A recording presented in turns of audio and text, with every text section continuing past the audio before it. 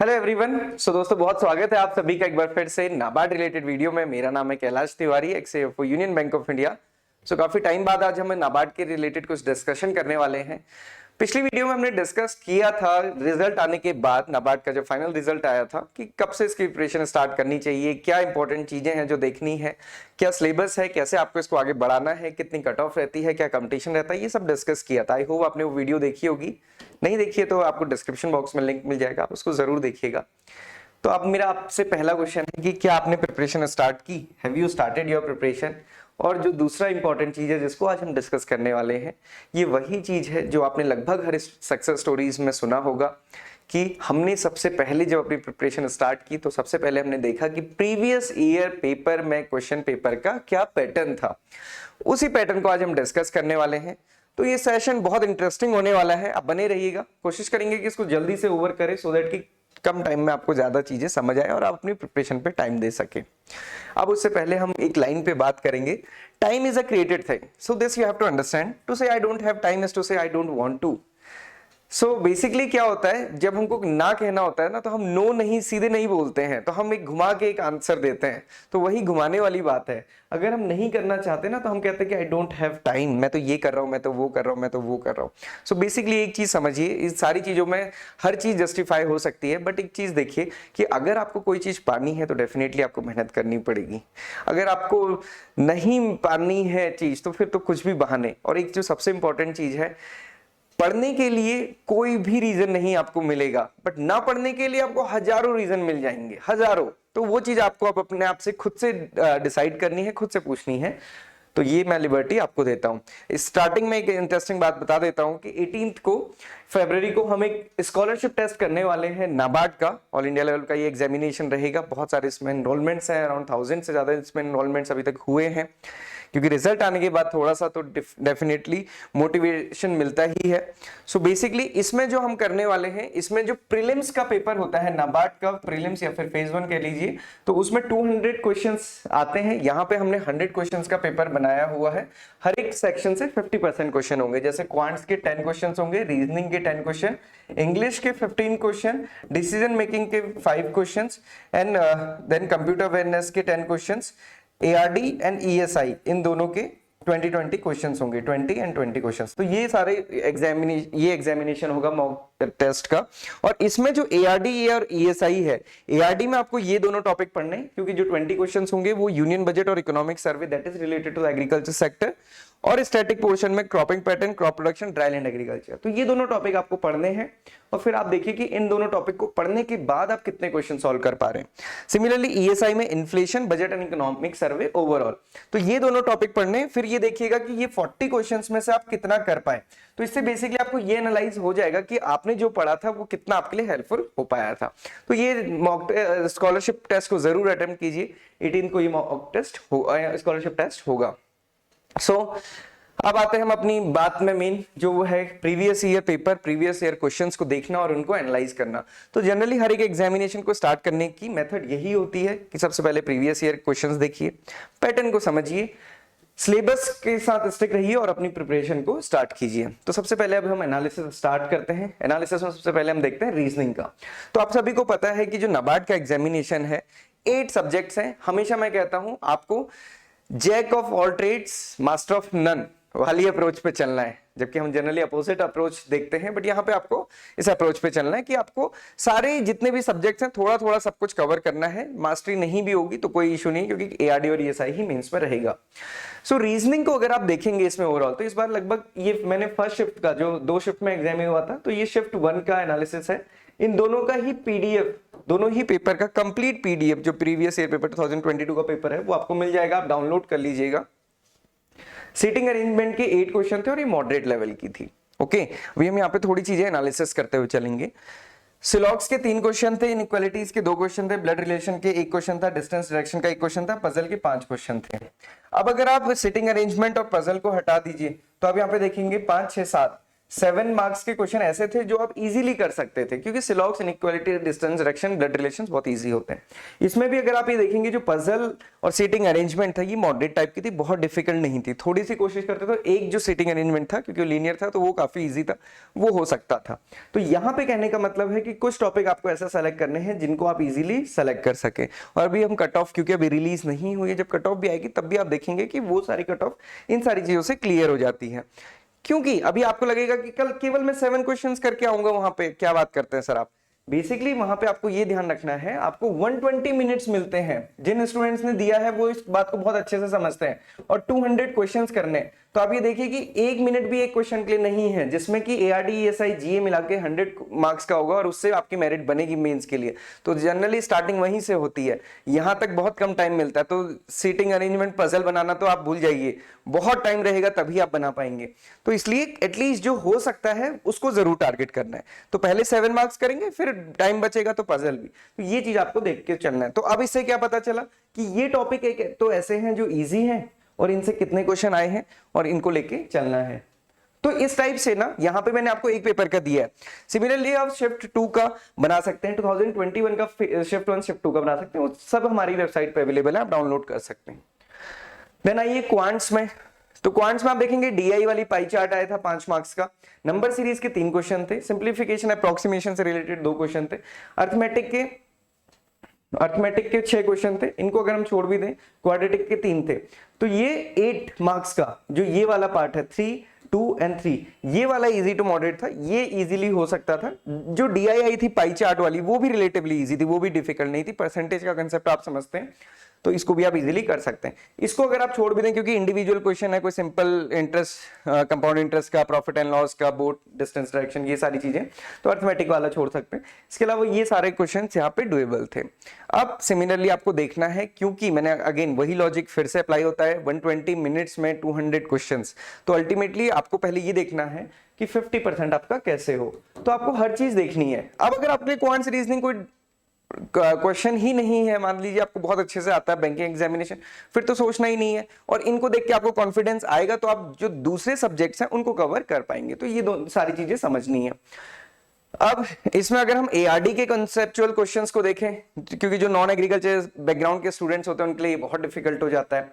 तो यहां पे भी अगर आप देखेंगे ना, ये मेजर टॉप सब्जेक्ट्स हैं जो सिलेबस में भी मेंशन है, और इससे कितने क्वेश्चन आए थे, और क्वेश्चंस बहुत इजी बेसिक लेवल के क्वेश्चन आते हैं। ये कोई IBPS AFO का एग्जामिनेशन नहीं है जो एग्रीकल्चर ग्रेजुएट्स से पूछा जाता है, वहां पे डेफिनेटली क्वेश्चंस डिफिकल्ट होते हैं। इतने इजी क्वेश्चन वहां नहीं पूछे जाते कि एग्रोनॉमी की क्या डेफिनेशन होती है, बट यहाँ पे ये जनरल एग्जामिनेशन है, क्वेश्चंस इजी आते हैं।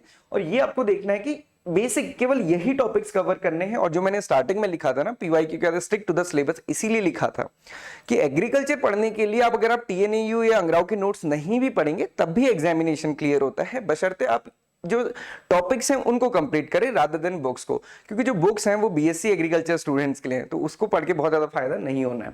सो एग्रोनॉमी से रिलेटेड क्वेश्चन यहाँ पे आप देखेंगे, definition of agronomy, agro silvi pasture हम किसे कहते हैं, यहाँ पे हम एग्रीकल्चर क्रॉप्स, फॉरेस्ट क्रॉप्स, और उसके साथ साथ जो पास्चर क्रॉप्स हैं, पास्चर मतलब फॉडर क्रॉप्स को ग्रो करते हैं, तो उसको एग्रो सिल्वी पास्चर कहा जाता है। स्ट्रिप क्रॉपिंग क्या है, सीक्वेंशियल क्रॉपिंग क्या है, सीड, प्रिसीजन फार्मिंग डेफिनेशन, ये सब क्वेश्चन यहाँ पे पूछे गए थे। सॉइल साइंसेस, सैंडी सॉइल से रिलेटेड क्वेश्चन पूछा गया था। देन इरिगेशन में आप देखेंगे field capacity, irrigation method, left irrigation, ये क्वेश्चन थोड़े से डिफिकल्ट भी थे, तो ये इरिगेशन से थे। Floriculture, apple, green grape propagation, gummosis, bunchy top sucker, ये वाले क्वेश्चंस थे। कुछ इसमें ये वाले क्वेश्चन डिफिकल्ट थे, ये इजी थे। तो आपको क्या पता चला ओवरऑल कि हॉर्टिकल्चर से क्वेश्चन पूछे गए थे, इजी डिफिकल्ट दोनों टाइप के थे। फिशरीज से क्वेश्चन पूछा गया था। एनिमल हस्बेंड्री से देखिए 7 क्वेश्चन पूछे गए, एलाइड पार्ट है एग्रीकल्चर का, एक्सटेंशन से 2 क्वेश्चन। तो बेसिकली आपको ये क्वेश्चंस नहीं देखने, क्योंकि क्वेश्चंस तो आप डेफिनेटली जब पढ़ेंगे तो देखेंगे ही, कंसेप्ट पढ़ेंगे तो क्वेश्चन समझेंगे ही। अभी क्या देखना है कि किस टॉपिक को पढ़ना है। अगर आप ओवरऑल एग्रीकल्चर में ही देखते तो 11 सब्जेक्ट्स तो मेन एग्रीकल्चर में होते हैं, उसके अलावा अलाइड साइंसेस अलग। तो यहां पे ये फायदा होता है कि ये सब्जेक्ट आपको पता चलते हैं किससे आपको पढ़ना है। देन नेक्स्ट अगर करंट पार्ट में आएंगे, क्योंकि 40 मार्क्स का ARD आता है, उसमें लगभग 50% रहता है। करंट पार्ट में देखेंगे तो स्कीम से क्वेश्चन थे, डेटा से रिलेटेड क्वेश्चन, रिपोर्ट से, डेटा से। अब यहां पे आप देखेंगे तो स्कीम कौन सी पूछी गई, PM किसान, प्रधानमंत्री मत्स्य संपदा योजना, कृषि विज्ञान केंद्र, ट्राइसेम, प्रधानमंत्री आवास योजना, ग्रामीण सड़क योजना, DNRLM, ये सारी स्कीम से क्वेश्चन पूछा गया। अगर आप सिलेबस देखेंगे तो सिलेबस में ये स्कीम्स मेंशन भी हैं, रूरल डेवलपमेंट का सिलेबस देखिए, उसमें स्कीम मेंशन है जो मिनिस्ट्री ऑफ रूरल डेवलपमेंट की है। फिर एमएसपी से हमेशा क्वेश्चन आता है। देन रिपोर्ट्स में एमपीडा एमएसपी से रिलेटेड क्वेश्चन, एमएसपी पूछा गया था इस बार, लेंटिल का पूछा गया था, जीवीए एग्रीकल्चर का, फूड ग्रेन प्रोडक्शन एमपीडा से रिलेटेड क्वेश्चंस थे। तो ये एग्रीकल्चर एआरडी का करंट था। डेटा के लिए कभी भी बहुत चिंतित नहीं होना है कि डेटा हमेशा आपको एग्जाम से पहले पढ़ना है। अभी आप कोई भी डेटा पढ़ेंगे इनमें से कोई फायदा नहीं होगा एग्जाम के लिए। तो हालांकि आपको पता होना चाहिए कि एमएसपी कहां पे दिया जाता है, कब कब रिलीज होता है, बट जब एग्जाम होगा तब मैं उसको पढ़ लूंगा, ये बात सोच के आपको रखनी है। क्योंकि जब एग्जाम होता है उसके 20 दिन पहले एग्रीकल्चर में डेटा बहुत चेंज होता रहता है, आप सभी को पता है 4 एडवांस एस्टिमेट्स आते हैं प्रोडक्शन के, तो वो चेंज होते रहते हैं। ईएसआई में अगर आप देखेंगे तो स्कीम से इतने सारे क्वेश्चन थे 15 से 18, इसीलिए बहुत डिफिकल्ट भी हो गया था। ऐसे ऐसे स्कीम्स जिनके नाम नहीं सुने। आप देखेंगे स्वच्छ भारत से रिलेटेड था, एनसीएस ने मैटरनिटी बेनिफिट, प्रधानमंत्री जीवन ज्योति बीमा योजना, प्रधानमंत्री श्रमयोगी मानधन योजना, ईएसआई आजादी से अंत्योदय तक, एआईएसएचई, उज्ज्वला योजना, वय Vandana Yojana, national family benefit scheme, विकास जल जीवन मिशन, फसल जो सॉफ्टवेयर है, पीएमजीएसवाई, तो ये सारी स्कीम से रिलेटेड क्वेश्चंस थे। देन उसके अलावा डेटा देखेंगे तो शेयर ऑफ एग्रीकल्चर, सेंसस से 2-3 क्वेश्चन रिलेटेड थे। Share of agriculture in total GDP पूछा था, सिमिलरली एमएसएमई का ही पूछा हुआ था। एमएसपी से रिलेटेड यहां भी क्वेश्चन पूछा गया था।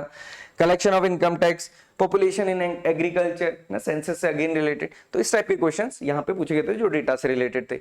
अब अगर आप देखेंगे मेजॉरिटी किससे रिलेटेड है, स्कीम एंड डेटा। स्कीम और डेटा कैसा है, एग्रीकल्चर एंड रूरल डेवलपमेंट से रिलेटेड। तो ईएसआई भी ऐसा नहीं है कि पूरा ओवरऑल ईएसआई सारा पूछ दिया जैसा आरबीआई में पूछा जाता है। यहां पे ये लिमिटेड है, एग्रीकल्चर और rural development, agriculture rural development, और एग्रीकल्चर रूरल डेवलपमेंट में फिर जब हम कहते हैं तो केवल ये नहीं होता कि केवल खेती और ग्रामीण विकास। ग्रामीण विकास में फिर सारी चीजें आती हैं। सारी चीजें मतलब उनको लाइट कैसे पहुंच रही है, उनको पानी कैसे पहुंच रहा है ना, तो उज्ज्वला योजना, उजाला योजना, जल जीवन मिशन, ये सारी चीजें फिर उसमें आती हैं। रिपोर्ट से क्वेश्चन थे, जेंडर गैप रिपोर्ट पे, food security index, business reforms, maintenance of welfare of parents, poverty index, इन सारी चीजों पे। कंसेप्चुअल क्वेश्चंस भी थे कि सर्विस सेक्टर में कौन सा नहीं आता है। आर्टिकल से रिलेटेड क्वेश्चन थे, right to education, OPM is legal in which state, ये पूछा गया था। इन्फ्लेशन टॉलरेंस और वाटरशेड से रिलेटेड क्वेश्चन पूछे गए थे। तो ये ईएसआई से रिलेटेड थे। अब आपको यहाँ पे क्या देखने को मिला, एआरडी में हमने ये समझा कि हमारे पास बहुत सारे सब्जेक्ट्स होते हैं, बट किन सब्जेक्ट से मेजर क्वेश्चंस पूछे जाते हैं। क्यों उन्हीं सब्जेक्ट से पूछा जाता है, क्योंकि वो सिलेबस में मेंशन है। सिमिलरली ईएसआई देखिए, ईएसआई में यहाँ पे आपने देखा ये स्कीम्स है, ये डेटा है। अगर आप देखेंगे ये कितना हो गया, अराउंड 30 मार्क्स के तो स्कीम और डेटा, और ये स्कीम किससे रिलेटेड है, एग्रीकल्चर रूरल डेवलपमेंट से। ये भी कहां मेंशन है, सिलेबस में। अगर आप नाबार्ड का सिलेबस देखेंगे जहां पे ईएसआई मेंशन है, वहीं पे ब्रैकेट में लिखा रहता है it is related to the agriculture and rural development, तो फिर आपको वही पढ़ना है। तो थोड़ा सा लिमिटेड करेंगे तो इजीली आपका होता है। तो ये हमने 4 सब्जेक्ट के लिए डिस्कस किया, बहुत सारा यहाँ पे डिस्कस नहीं करेंगे।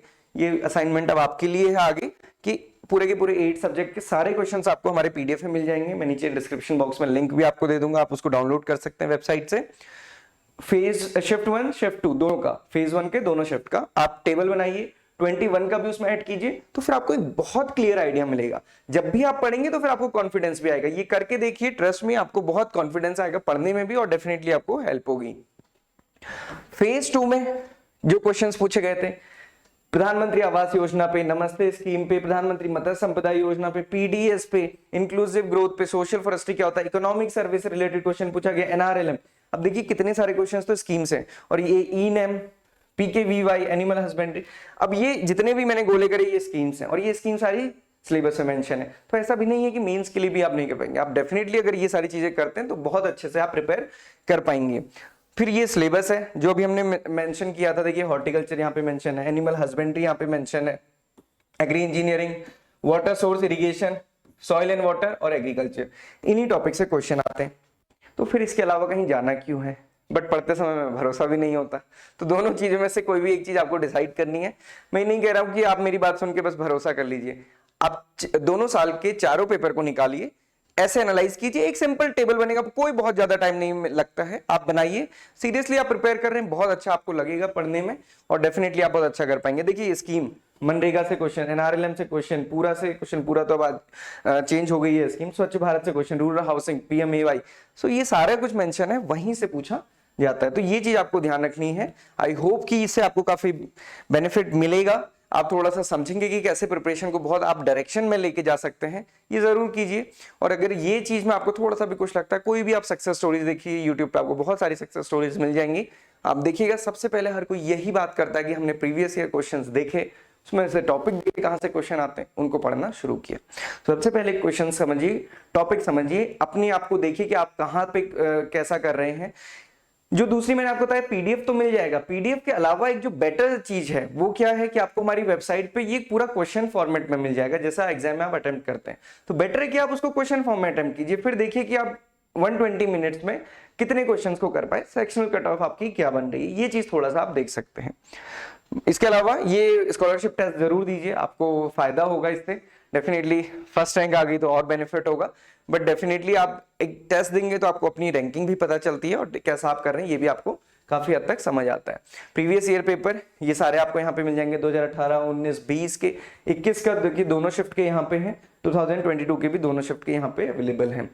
मॉक टेस्ट भी उसके अलावा मिल जाएंगे, आप जब प्रिपरेशन करना शुरू करेंगे तो मॉक टेस्ट, प्रीलिम्स, मेंस दोनों के लिए ही मिल जाएंगे। So this is all for today. इसके अलावा अगर आप कोई भी हमारे कोर्स को परचेज करना चाहते हैं तो आप हमारी वेबसाइट में नाबार्ड के कोर्स को जाके परचेज कर सकते हैं, आप डेमो देख सकते हैं। हमने सारे के सारे जो 8 के 8 सब्जेक्ट्स उनको बहुत अच्छे से वीडियो के थ्रू, नोट्स के थ्रू, शॉर्ट नोट्स के थ्रू, बहुत ऐसा नहीं कि 100 मार्क्स 100 पेजेस के कोई नोट्स है, वहां पे बहुत शॉर्ट नोट्स हैं और चैप्टर टेस्ट के थ्रू कवर किया हुआ है। इसके अलावा एग्जाम भी में रेगुलर लाइव क्लासेस होती हैं, तो वो उससे भी आपको बेनिफिट मिलेगा। So this is all about today. Thank you for watching this video and have a great day ahead.